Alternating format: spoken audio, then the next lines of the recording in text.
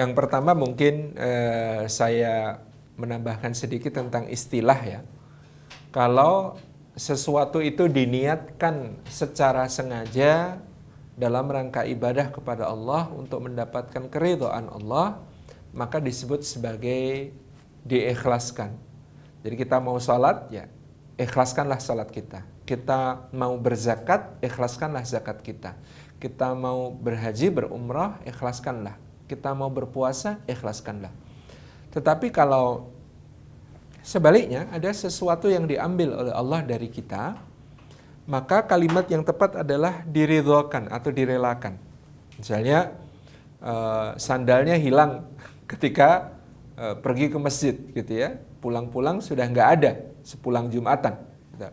Maka kalimat yang tepat adalah direlakan atau diridhokan, bukan diikhlaskan. Kecuali disebut diikhlaskan adalah kalau berangkat ke masjid niat sodakoh sandal. Sandal saya taruh di sini dengan niat disodakohkan, nanti silahkan diambil.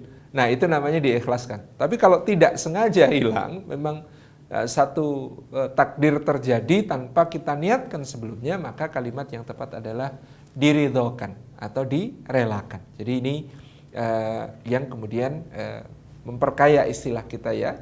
Kalau diikhlaskan itu kalau kita meniatkannya sebagai ibadah, tapi diridhokan itu kalau ternyata terjadi satu kejadian kemudian kita ridho. Maka disebutkan oleh para ulama orang yang ridho terhadap ketentuan Allah, ya, musibah dari Allah itu orang yang paling bahagia.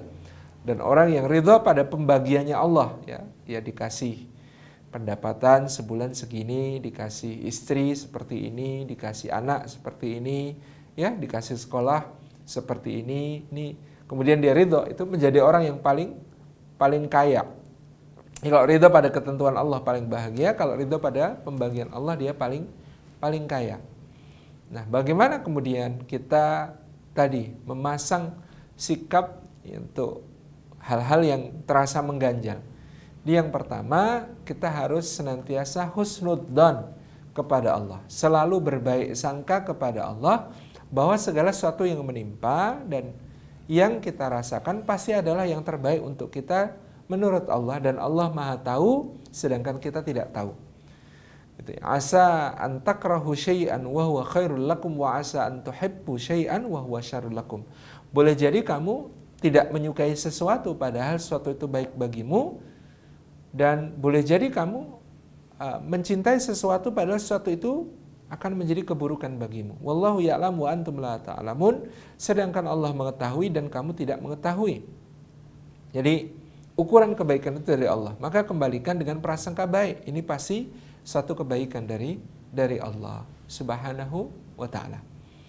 Ada orang yang merasa ketinggalan jadwal pesawat atau kapal sebagai satu kemalangan.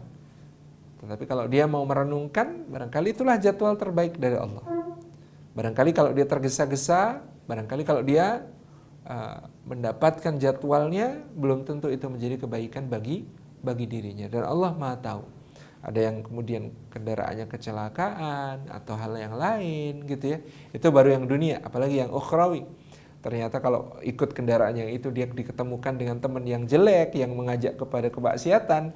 Tapi kalau ikut bis yang berikutnya atau pesawat yang berikutnya atau kapal yang berikutnya, dia dapat rekan bisnis yang insya Allah saling menguntungkan, dapat teman yang baik, kawan yang saleh gitu ya.